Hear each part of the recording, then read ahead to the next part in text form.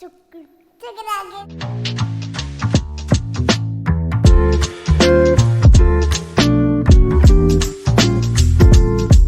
Hey, we're gonna make chicken nuggets. Without the grease, without the oil, you don't have to fry them. It's really easy. You make them in the oven, make them in an air fryer. You make them in an oven that has an air fryer. That's an option. So, here's what you're gonna need.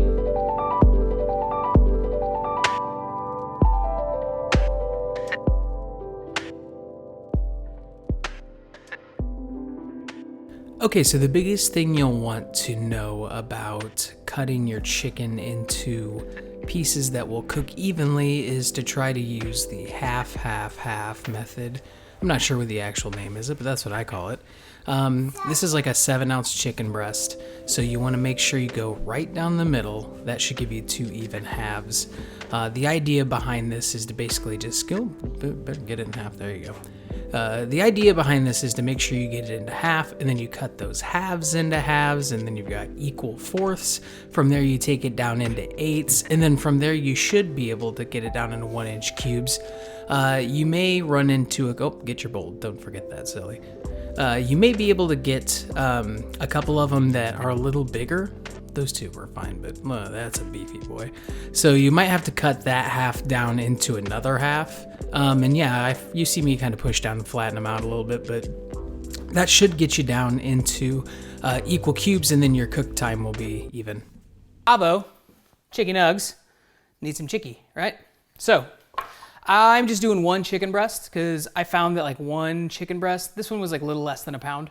Well, once you dice it up into like 1-inch cubes, then you'll get roughly 16 to 20 nugs, which this was like $4. So 20 nugs for $4, not bad. All right, other things we will need. Breadcrumbs, panko, make your own breadcrumbs, doesn't matter. These ones I just had laying around the house. These are like Italian seasoned, so they've got probably some parsley and tiny amounts of like cheese and garlic and things like that, but we're gonna add stuff to it. Not the breadcrumbs, but the flour, obviously. So breadcrumbs, flour, egg. So I'm using 1 egg. We've got half a cup of flour and then a cup of breadcrumbs. You don't have to use these cake pans. I like them because they have high walls, so they're really easy and they don't make a huge mess. But you can use bowls, you can use plates, you can use whatever you want, doesn't matter. So this is our dredging station. Then we're gonna wanna get our pan, our tray that we're gonna roast these bad boys on.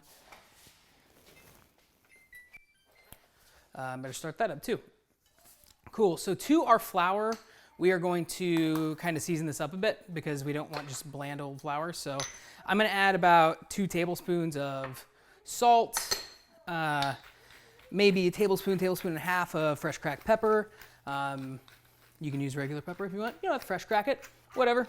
I think there's a difference, but you may not, doesn't matter. Whatever you like, this is your nugs. Also, we're gonna go with maybe about a teaspoon of onion powder and garlic powder.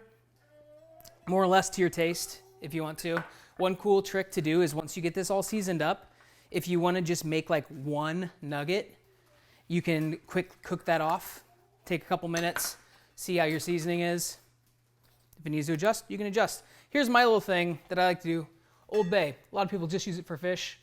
I like to put it on chicken too. It's really good. So I'm going to do maybe, she can talk, it's fine. I'm going to do maybe half a teaspoon to a teaspoon. Not a ton, just a little bit. It also gives it a little bit of color, gives it a little bit of that red color. So in breading, it best helps to utilize the wet hand, dry hand technique. I'm using my left hand as my wet hand and my right hand as my dry hand, which watching the playback seems like it probably would have been easier to do the other way, but hey, you do you. So I'll take the raw chicken breast with my left hand, my wet hand. I'll put it into the flour. I'll use my right hand, my dry hand, to coat the flour all over the chicken. Then I go into the egg wash with my wet hand, and then back into the breadcrumbs with my dry hand. This really helps alleviate any big clumps or super big messes from popping up while you're doing this, because this can be a really messy process.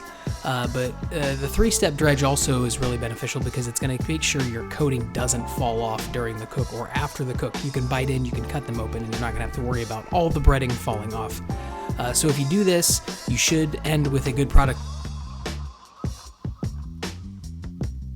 Got our oven preheated.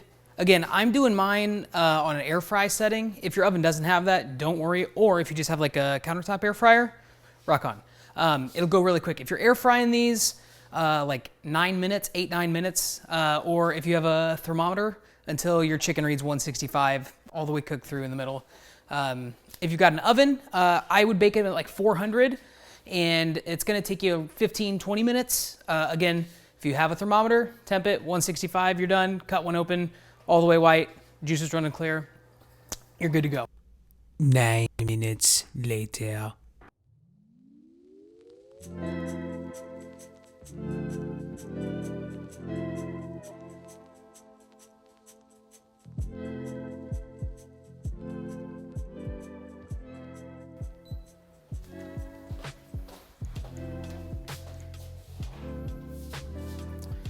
Well, that's it.